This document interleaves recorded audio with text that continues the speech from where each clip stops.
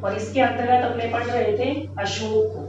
आज का जो वीडियो है वो अशोक पर ही डिपेंड है पूरा, क्योंकि प्राचीन भारत में अशोक का एक बहुत ही महत्वपूर्ण स्थान है। तो अपने अशोक के बारे में देखते हैं। अशोक का अपने जो परिचय है वो देख लिया था कि बिंदुसार के बाद ये राजा बनता है, अभिलेख लिखवाने इसने शुरू किए हैं। तो इसकी मेन बातें इस वीडियो में अपने देखेंगे।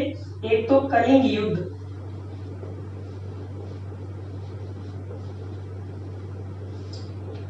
ये जो कलिंग स्थान है ये उड़ीसा को कहा जाता है। यहां का राजा था इस समय नंदराज। ये जिस अभिलेख से अपने को पता चलता है कि ये नंदराज नाम का राजा था, तो वो अभिलेख है हाथी गुम्फा अभिलेख। उड़ीसा का अभिलेख है कलिंग का हाथी गुम्फा।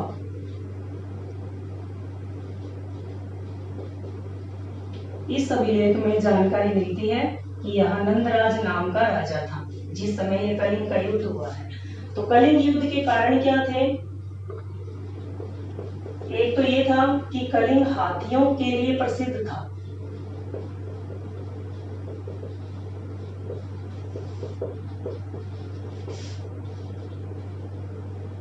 और दूसरा कारण इसके लिए, युद्ध के लिए, कि ये समुद्र के किनारे होने के कारण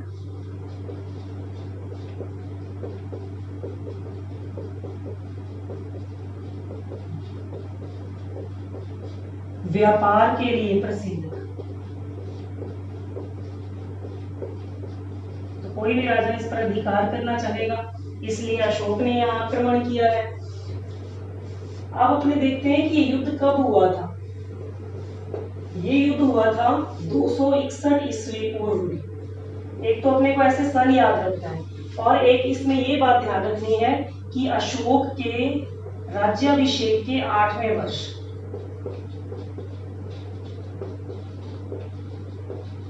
राज्याभिषेक के 8वें वर्ष। अभी जो अशोक के अभिलेख हैं उनमें ये तिथि मिलती है। अपने को ये ध्यान रखना है कि अशोक के अभिलेखों में जो भी तिथियां मिलती हैं उसके राज्याभिषेक से शुरू होकर मिलती हैं, जो कि 269 ईस्वी पूर्व में हुआ है। हालांकि राजा तो पहले ही बन चुका था, लेकिन जो उसका राज्याभिषेक है वो 269 ईस्वी पूर्व में हुआ है। और यहां से लेकर 8वें साल में इसका युद्ध होता है कलिंग से। कलिंग युद्ध 261 ईस्वी पूर्व में, और इस युद्ध में अशोक विजयी रहता है।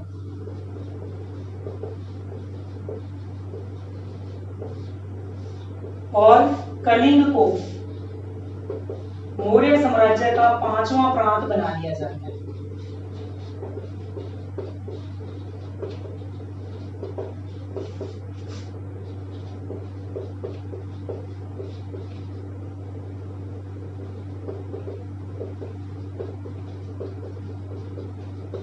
यानी 4 प्रांत तो चंद्रगुप्त मौर्य के समय से चले आ रहे थे, और अशोक के समय ये 5वां प्रांत बढ़ गया कलिंग। और जो इसकी राजधानी थी वो तोशली बनाई गई थी। हालांकि इसके 2 केंद्र बनाए गए थे। जो उत्तरी केंद्र था वो तो तोशली बनाया गया, मुख्य यही था। और जो दक्षिणी केंद्र था वो जोगढ़ को बनाया गया। उड़ीसा का स्थल है जोगढ़। तो ये 2 केंद्र बनाए गए, उत्तरी केंद्र और दक्षिणी केंद्र। लेकिन यहाँ मेन बात क्या होती है कि इस युद्ध से एक बड़ा परिवर्तन आता है अशोक की लाइफ में। अशोक ने इस युद्ध के बाद में युद्ध करना ही छोड़ दिया था, युद्ध का त्याग कर दिया था। और वो किस लिए किया? तो उसका एक कारण था उपगुप्त नामक बौद्ध भिक्षु।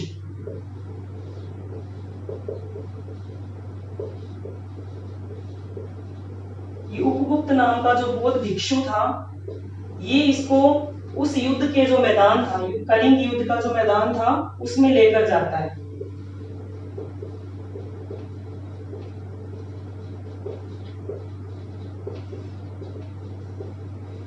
तो उस मैदान में जब अशोक देखता है भीषण नरसंहार को, क्योंकि इसमें लगभग 1 लाख लोग तो मारे गए थे युद्ध में, और 1.5 लाख लोग करीब बंदी बना लिए गए थे।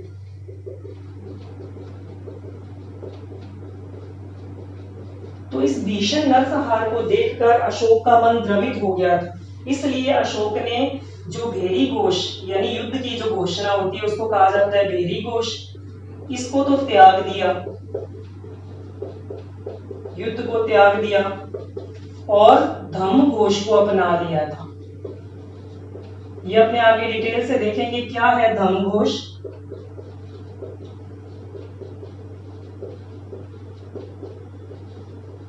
यानी नैतिक नियम थे कुछ एक प्रजा के कल्याण के लिए, वो इसने अपना लिए थे और युद्ध का परित्याग कर दिया था अशोक ने उपगुप्त की प्रेरणा से। तो यहाँ से एक चेंज ये भी आया है कि अशोक ने बौद्ध धर्म स्वीकार कर लिया है।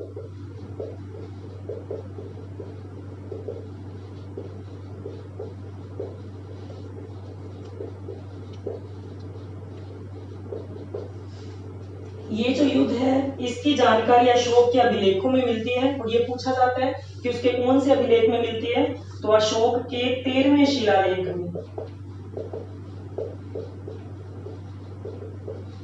शिलालेख का अर्थ है जो पत्थरों पर लेख लिखवाए गए।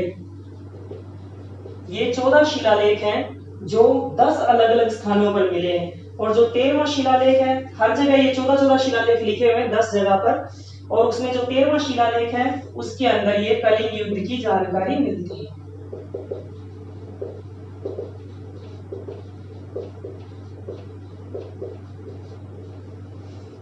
अब अपने देखेंगे अशोक के धम्म के बारे में।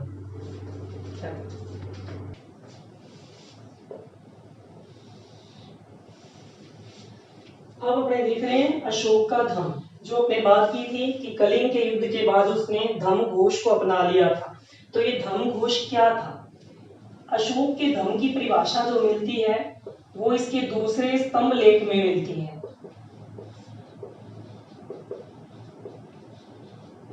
अशोक के 7 मुख्य स्तंभ लेख हैं, उसमें जो दूसरा स्तंभ लेख है उसके अंदर ये जानकारी मिलती है कि धम्म है क्या। अगर अपने बात करें तो अपने कहेंगे कि जो नैतिक आचरण के नियम है जो अशोक ने प्रचलित किए थे, नैतिक आचरण के नियम जो प्रजा के कल्याण के लिए थे, उन्हीं को धम्म कहा गया था। तो अब धम्म यहां से और समझ लेते हैं कि ये था क्या। ये जो चीजें हैं धम्म की मुख्य 5 बातें, मुख्य 5 सिद्धांत, एक तो सहिष्णुता, अहिंसा, लोक कल्याण, आडंबरहीनता और श्रेष्ठ पवित्र नैतिकता। ये इसके थे विधेयक पक्ष, यानी जो पॉजिटिव पक्ष है इसका, जिन चीजों का पालन करना चाहिए अशोक के अनुसार, वो ये 5 बातें थी जो अशोक के धम्म में शामिल थी। जैसे सहिष्णुता, सहिष्णुता का अर्थ होता है सभी धर्मों को समान महत्व देना, किसी एक धर्म को नहीं मानना बल्कि सभी को समान महत्व देना, वो है सहिष्णुता। दूसरा अहिंसा, यानी मारकाट नहीं होनी चाहिए, जिस तरीके से अशोक ने युद्ध का परित्याग किया। लोक कल्याण, यानी लोगों के कल्याण के लिए कार्य करना। आडंबरहीनता, यानी जो बेकार के कार्य हैं, रूढ़िवादी चीजें हैं, वो नहीं होना, उनको अशोक नहीं मानता, जैसे बलि वगैरह ये चीजें हैं, इनको नहीं मानना। श्रेष्ठ पवित्र नैतिकता, यानी नैतिक चीजें होनी चाहिए अपने जीवन में, नैतिकता, सामाजिक मूल्य होने चाहिए। तो ये है विधेयक पक्ष, जिनको करना चाहिए जो पॉजिटिव चीजें हैं, और जिनको छोड़ना चाहिए नेगेटिव चीजें या कहीं निषेधात्मक पक्ष, धम्म का निषेधात्मक पक्ष, वो ये चीजें आ जाएंगी जैसे प्रचंडता है, निष्ठुरता, क्रोध, घमंड, ईर्ष्या। ये अपने समझ ही सकते हैं कि इनका अनुसरण नहीं करना चाहिए, तो ये निषेधात्मक पक्ष में आ जाएंगे। ये अशोक का धम्म था। तो अब आपने देखेंगे कि अशोक के धम्म को जो इतिहासकार हैं उन्होंने अलग अलग क्या क्या नाम दिए हैं। जैसे फ्लीट के अनुसार जो अशोक का धम्म था वो राजधर्म था, उन्होंने इसके धम्म को राजधर्म नाम दिया है। और राधा कुमुद मुखर्जी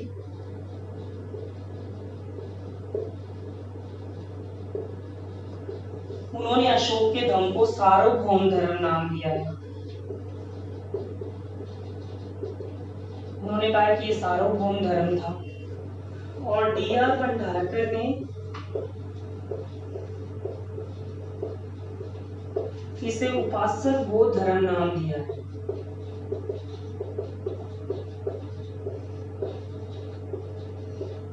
यानी ये सामान्य गृहस्थों के लिए था, घर गृहस्थी वाले जो सामान्य लोग हैं उनके लिए था।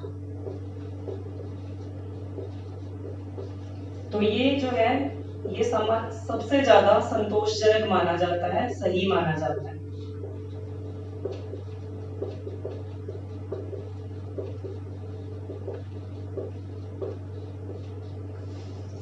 अब अपने देखेंगे अशोक और बौद्ध धर्म, यानी किन किन बातों से ये पता चलता है कि अशोक बौद्ध धर्म को मानता था और उसने बौद्ध धर्म के लिए क्या क्या किया। सबसे मुख्य जो बात है वो तो इसमें ध्यान रखनी है अपने को, भाब्रू शिलालेख।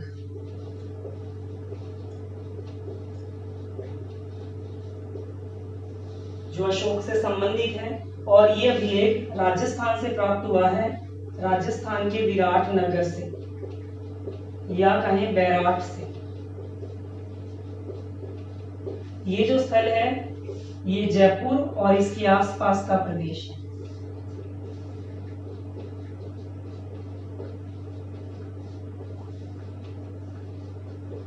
यहां से ये शिलालेख मिला है, लघु शिलालेख है ये,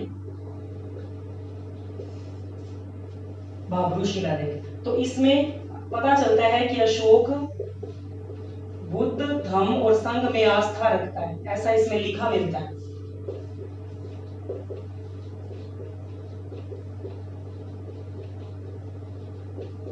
और ये बुद्ध धम्म और संघ ये क्या है, ये बौद्ध धर्म के त्रिरत्न है।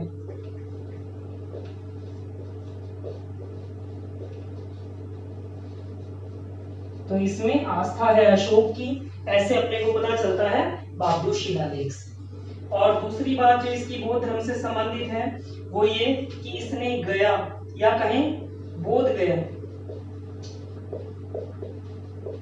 इसको संबोधि भी कहा जाता है इस स्थल को, इसकी यात्रा की थी। ये स्थल है बिहार का गया नामक स्थल, बिहार में है, इसको गया कहा जाता है वर्तमान में। और बुद्ध ने यहाँ ज्ञान प्राप्त किया था, इसलिए ये बोध गया नाम से जाना गया था ये स्थल। तो ये जो यात्रा अशोक ने की थी वो राज्याभिषेक के 10वें वर्ष की थी।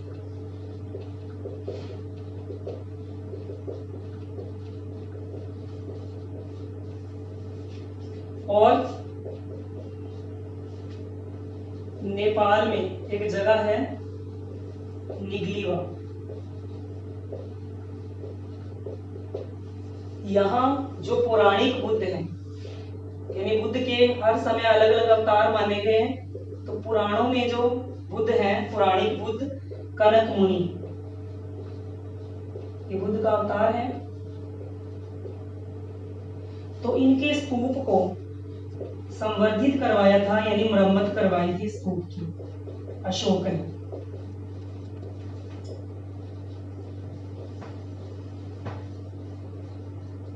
और ये कार्य किया था अशोक ने राज्याभिषेक के 14वें वर्ष। निगलीवा नामक स्थल पे है ये वाला जो स्तूप है, और ये निगलीवा स्थल है नेपाल में। ऐसे ही नेपाल में एक और स्थल है लुम्बिनी,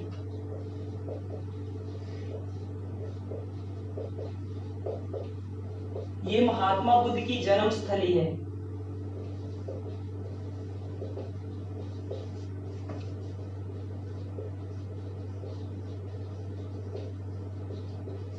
तो अशोक ने शासन के 20वें वर्ष या कहें राज्याभिषेक के 20वें वर्ष यात्रा की थी यहाँ पर, लुम्बिनी की यात्रा।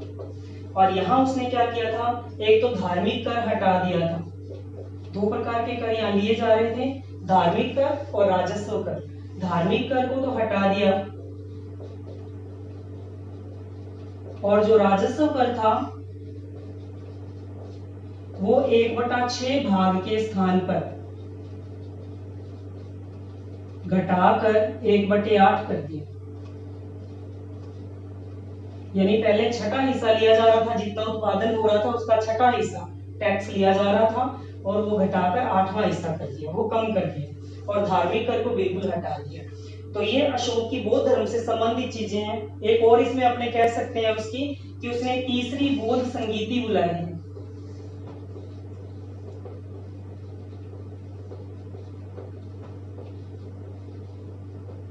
बौद्ध संगीतियां क्या है? बौद्ध धर्म की बड़ी बड़ी सभाएं हुई हैं प्राचीन भारत के इतिहास में, ऐसी 4 हुई हैं बौद्ध धर्म की सभाएं। और जो तीसरी सभा है वो अशोक ने बुलवाई थी 251 ईस्वी पूर्व, और ये बुलवाई गई थी पाटलिपुत्र में, यानी बिहार में। मगध पाटलिपुत्र ये एक स्थल है, तो यहाँ बुलाई गई थी, और इसका जो अध्यक्ष था वो था मोगलीपुत्र इस सभा का अध्यक्ष।